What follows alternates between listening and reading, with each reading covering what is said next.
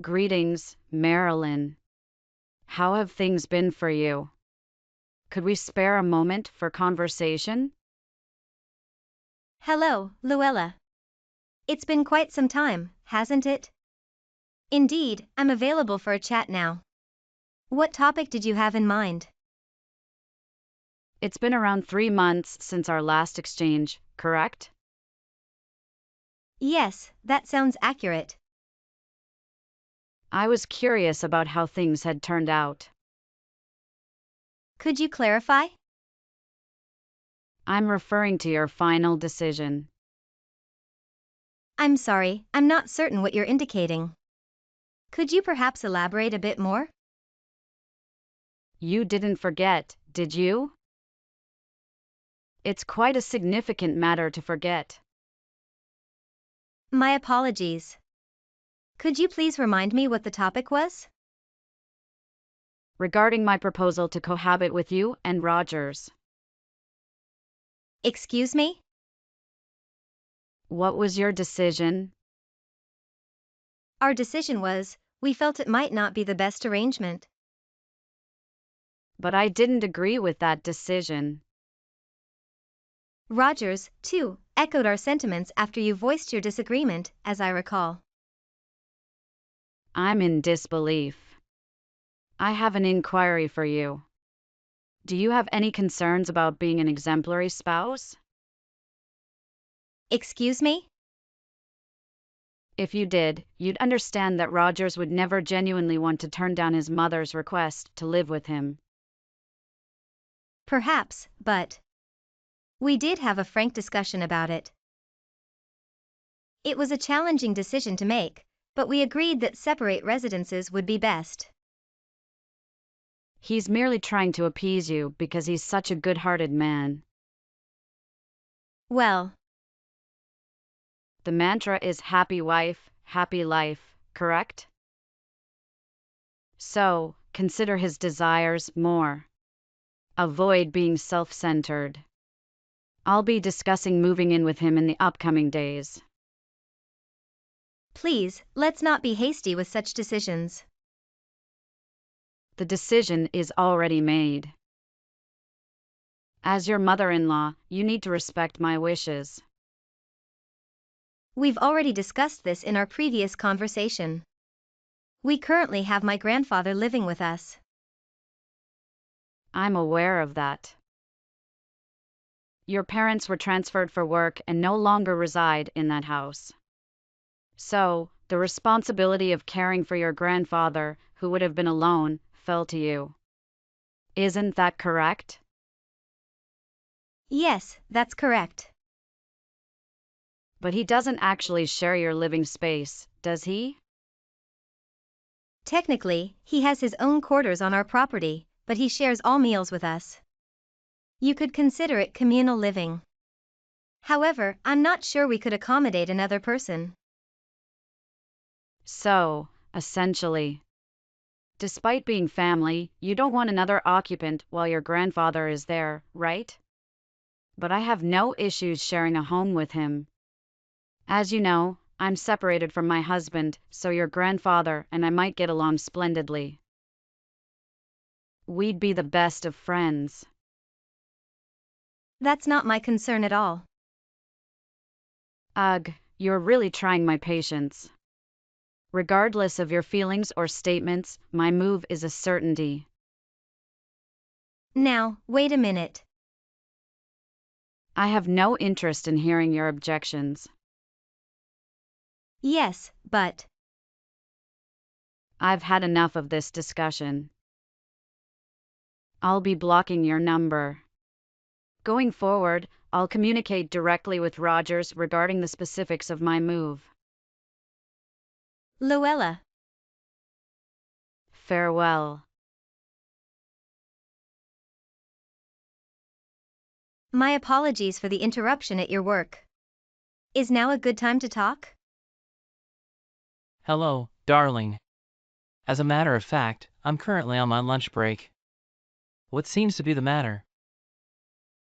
Your mother and I had a conversation. And what did she express?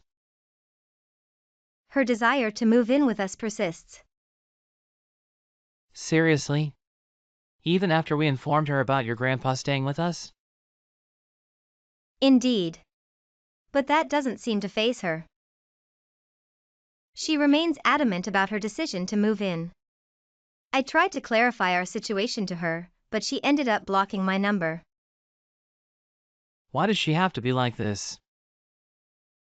Perhaps my approach was wrong or too straightforward. No, the problem lies with her, not with you.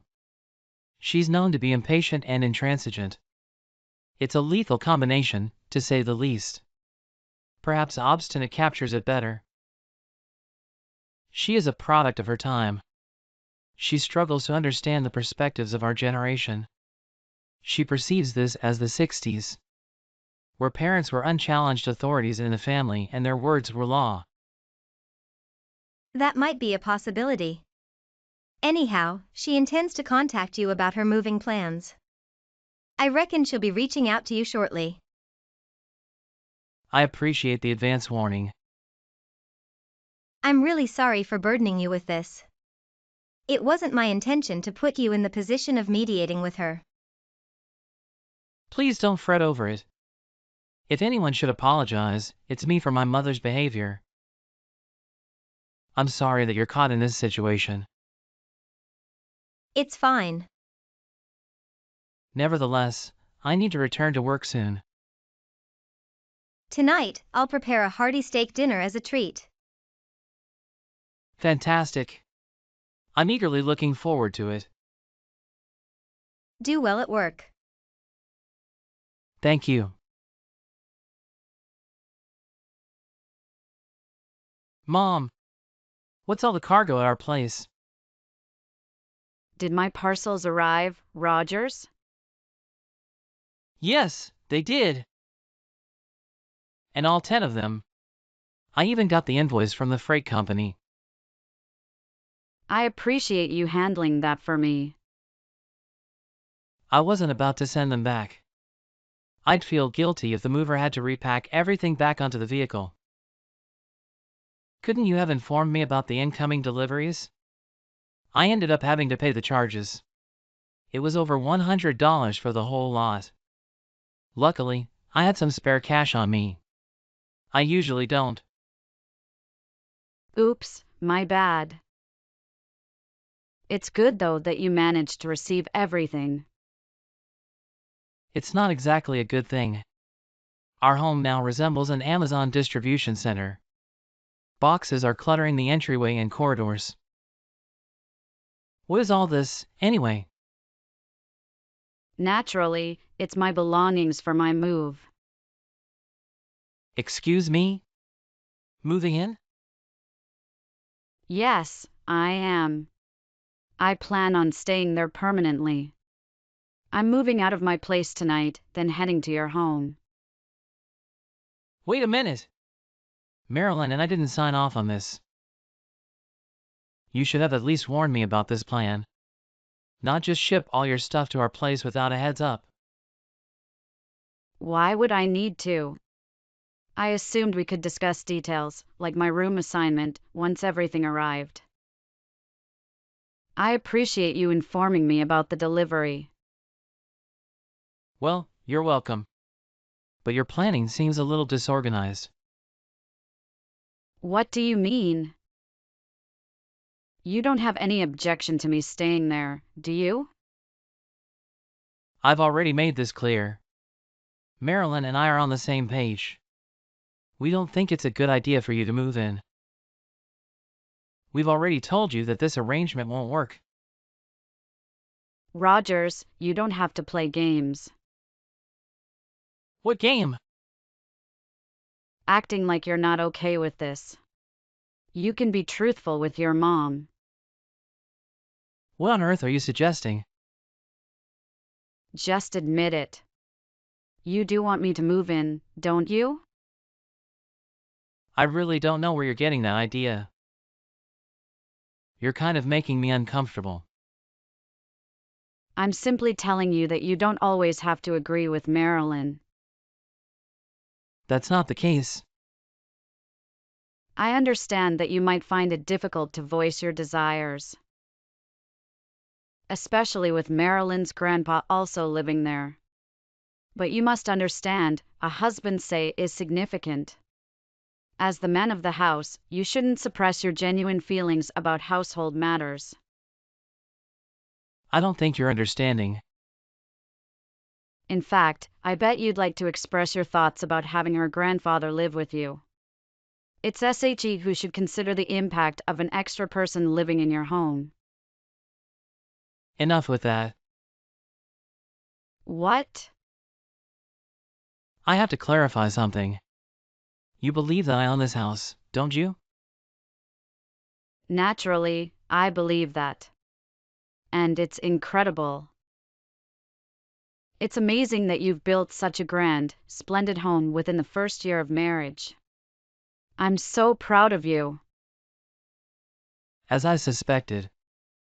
You've got it all mixed up. What? This is Marilyn's house, not mine. This is the place she grew up in. But how? The house looks recently constructed. Yeah, I understand. Her family renovated it shortly before we tied the knot. They did? Yes. Her parents and grandfather funded it. Oh, This place, it's referred to as Marilyn's house. But in reality, it's actually her grandfather's. The title is under his name. really? Indeed. I've mentioned this to you before. In fact, Marilyn herself has told you this as well. I can't seem to recall that.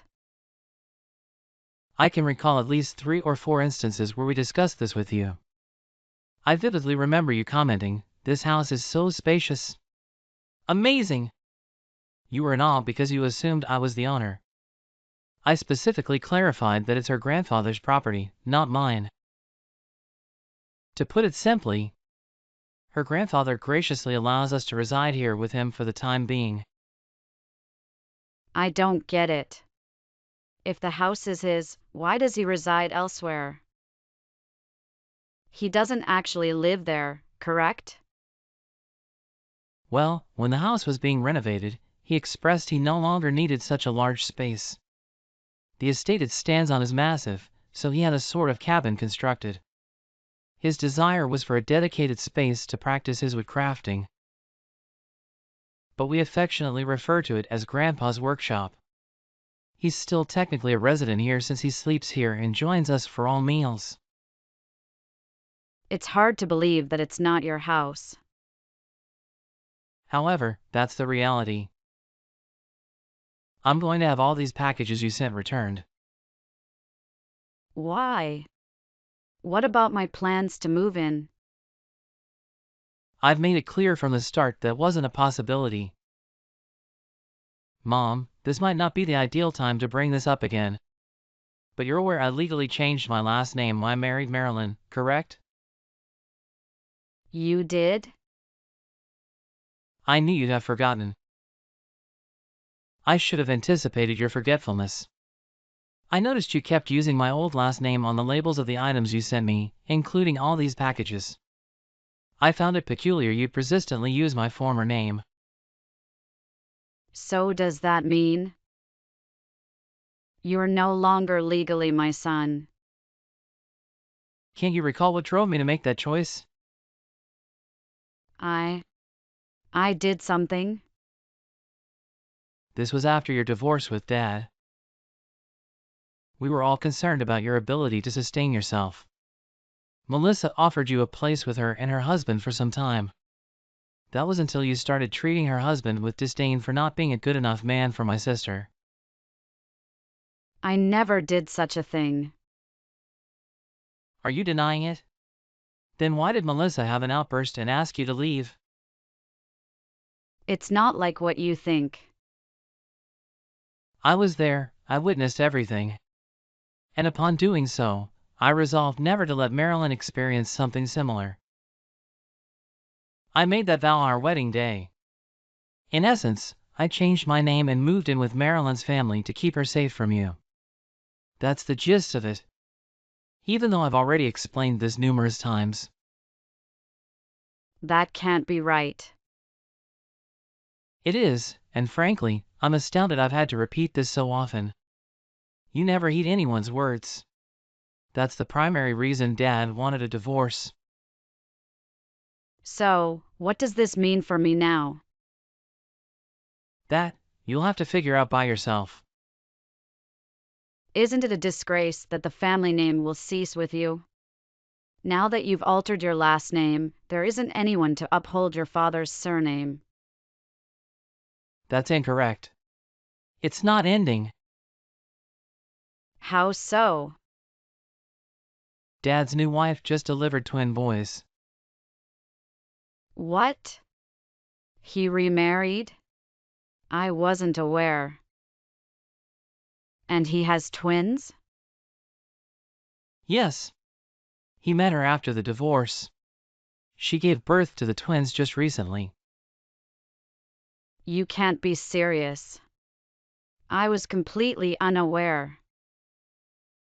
He instructed me to inform you. Oh, okay. Well, that's the current situation. He's settled his life, so don't attempt to rekindle anything or commit any rash acts. Oh. I wasn't intending to. For now, I'll send all this stuff back to you. Please don't. Why not? As I've reiterated, you're not moving in here. Actually, I just terminated my apartment lease. I need to vacate by month end. Really? Yes, please let me stay there. I'll be homeless otherwise. Hold on a moment. Uncle Pat should be arriving at your place shortly. Why is he coming here? He's agreed to host you for the time being.